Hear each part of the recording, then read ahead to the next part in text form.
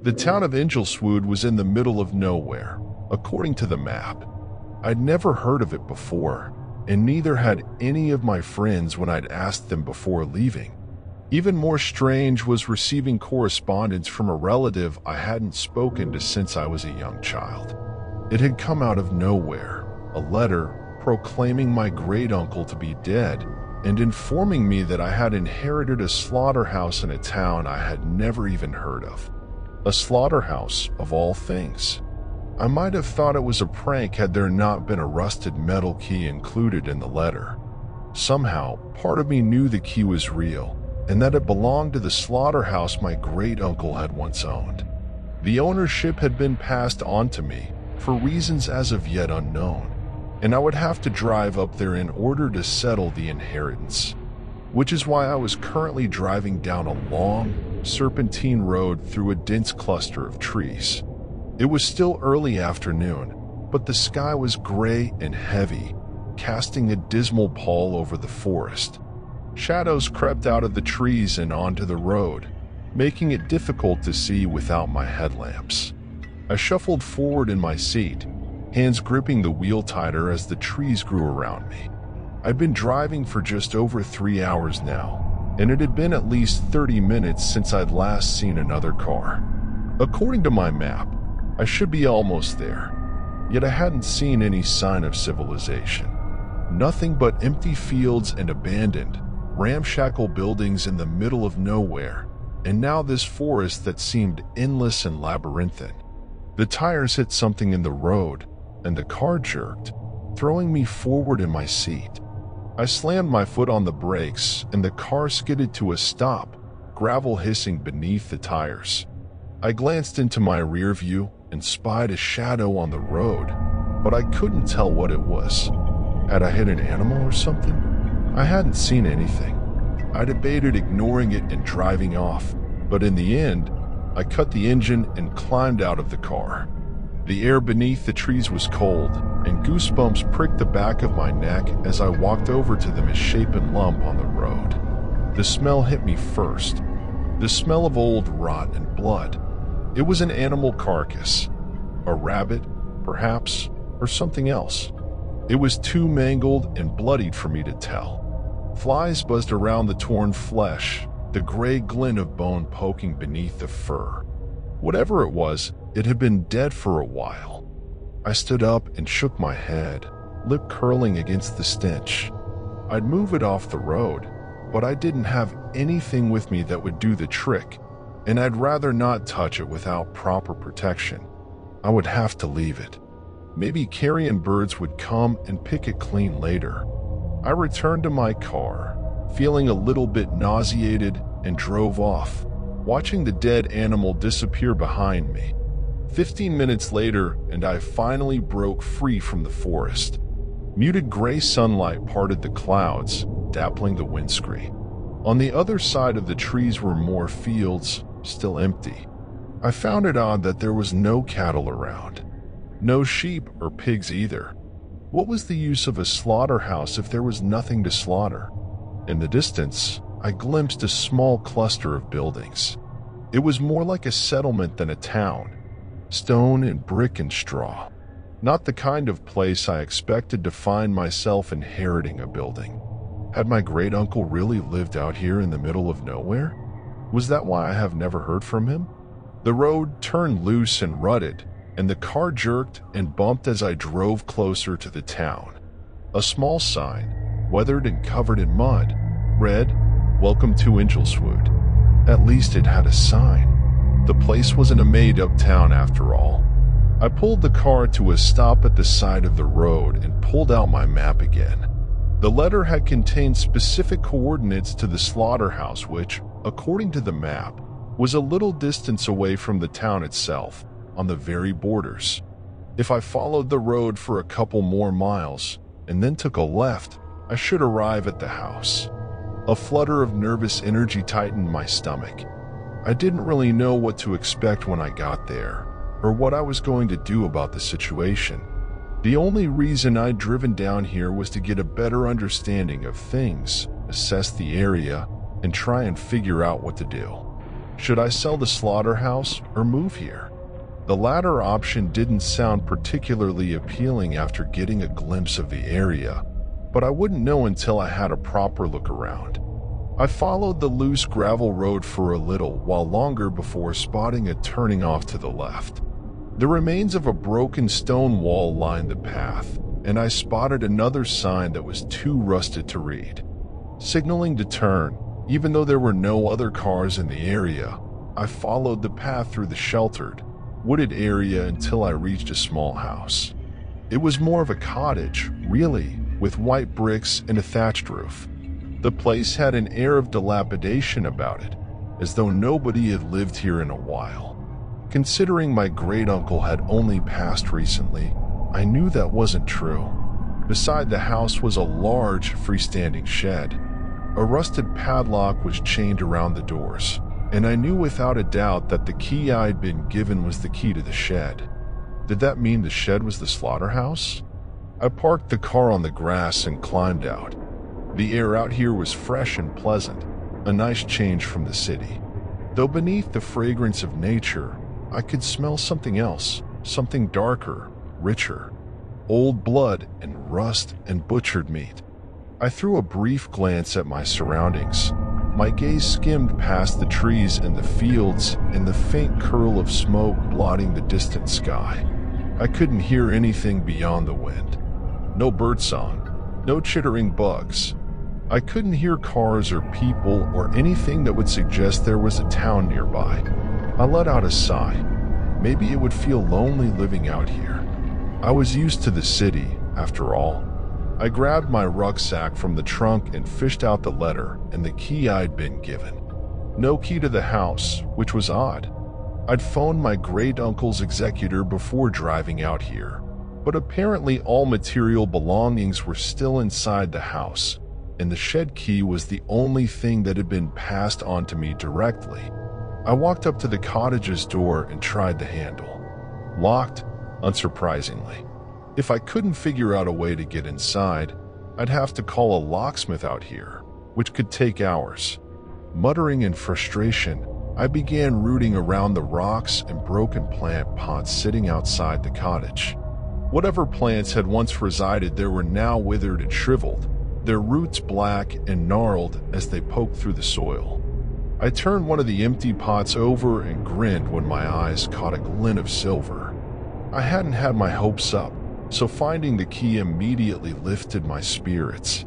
At least now I could get inside the house. Leaving the slaughterhouse locked for now, I headed inside the cottage. The air was stale and heavy with dust, and my eyes immediately started to water. How long had it been since anyone had opened that door?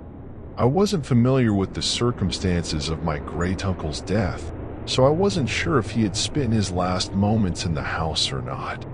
That thought made me shudder as my nose picked up on the smell of damp and mold. Apart from some minimal furnishings, the house was mostly bare. I didn't know what kind of man my great-uncle was, but apparently he didn't like clutter, and he very rarely dusted. I ran a finger over the sideboard in the hallway and grimaced at the thick layer of dust clinging to my skin. If I did decide to stay here, it was going to take a lot of work to get this place up to standard. The longer I stayed here, the more I wanted to leave without looking around. But I couldn't ignore it forever.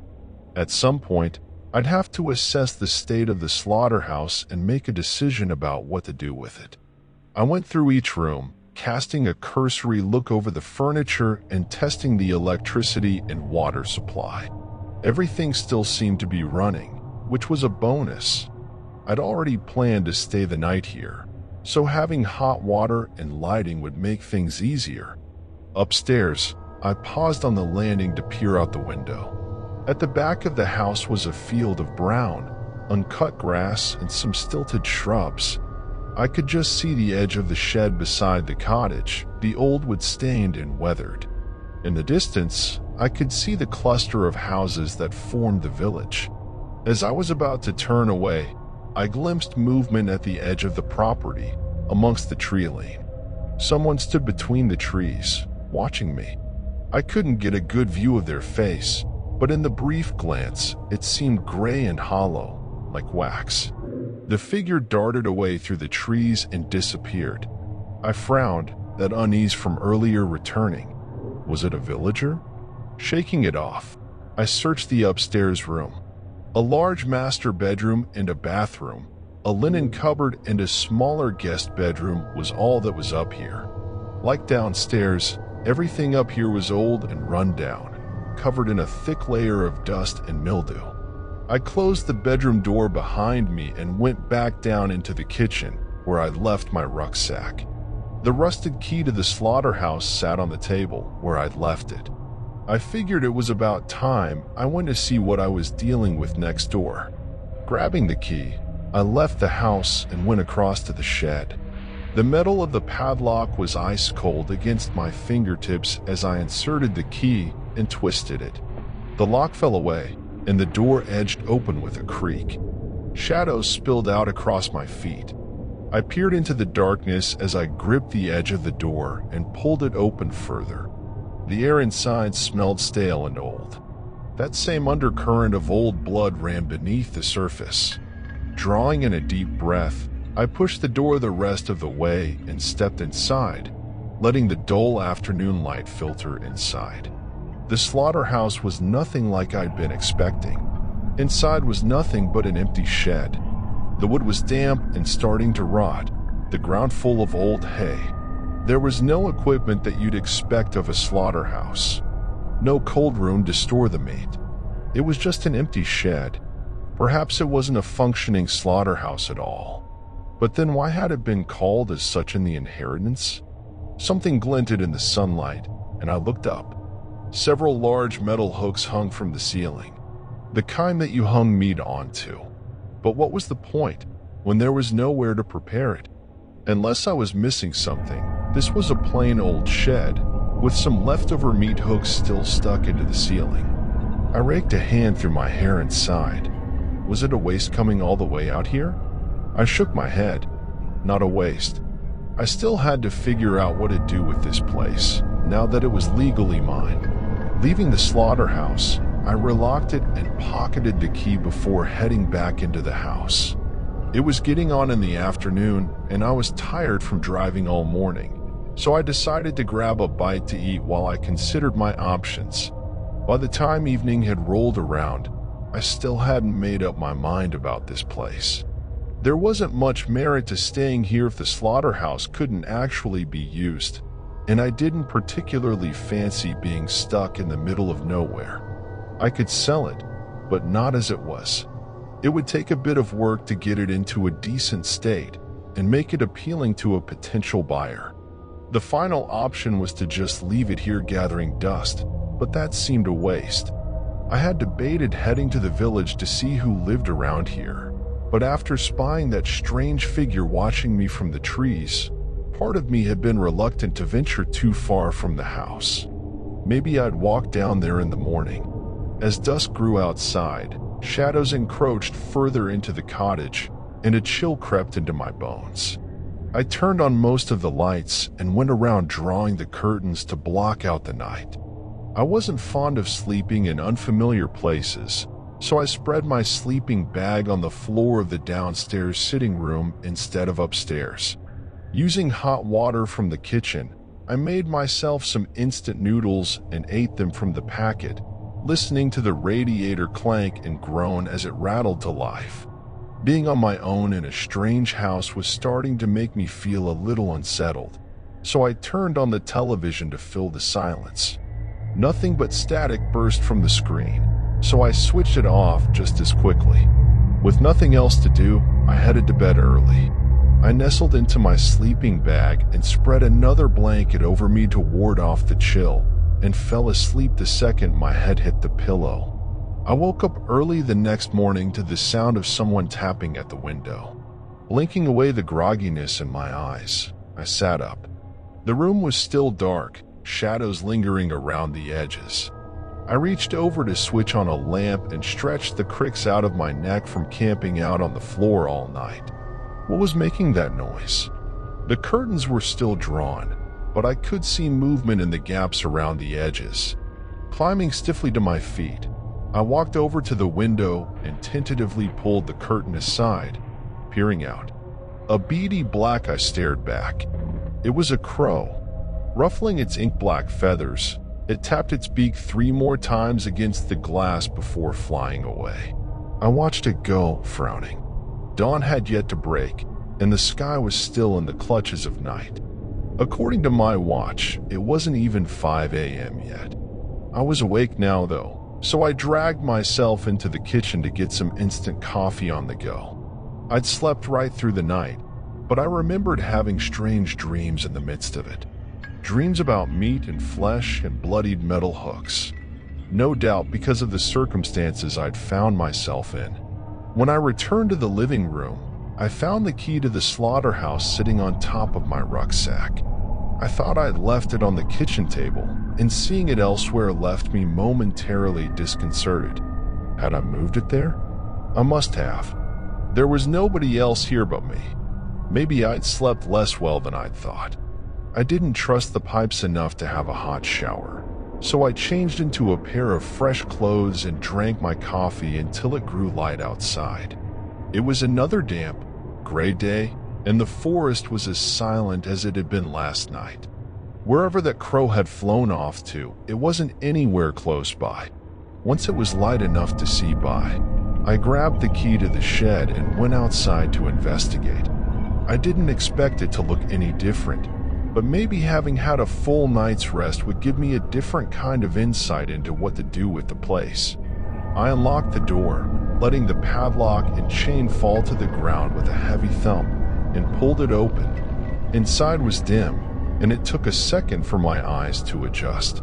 As soon as I glanced inside, I froze, my heart lurching into my throat. The slaughterhouse was no longer empty. Thick slabs of dark meat now hung from the rusted hooks, the air thick with the smell of flesh and blood. What the hell? Where had it come from? Last night, there had been nothing in here. The shed had been locked, and as far as I was aware, the only key to open it was in my possession. How had this meat gotten in here? And who was responsible? I took a step inside, feeling perturbed and perplexed by the discovery. There was just under a dozen chunks of flesh, all lean and expertly cut, glistening red in the morning light. I wasn't familiar with meat in this form, so I couldn't tell which animal it belonged to, but I could tell it had been prepared recently. All of a sudden, I felt unnerved and unsafe. What was going on here? This was supposed to be my property, yet someone had clearly been creeping around here last night, hauling slabs of meat into my shed. I didn't like the thought of it at all. As I tried to sift through my thoughts, I heard approaching footsteps from behind.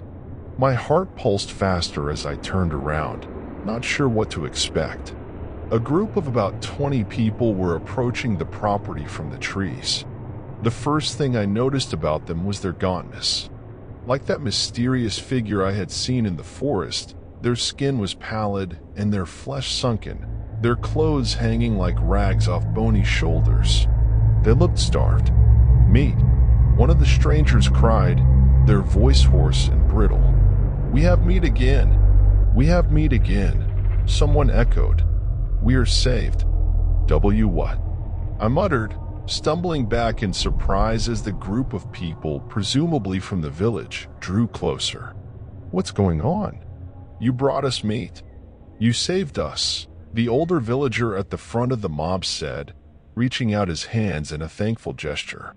Before I could do or say anything, the villagers piled into the shed and began removing the meat from the hooks, slinging it over their shoulders with joyful cries.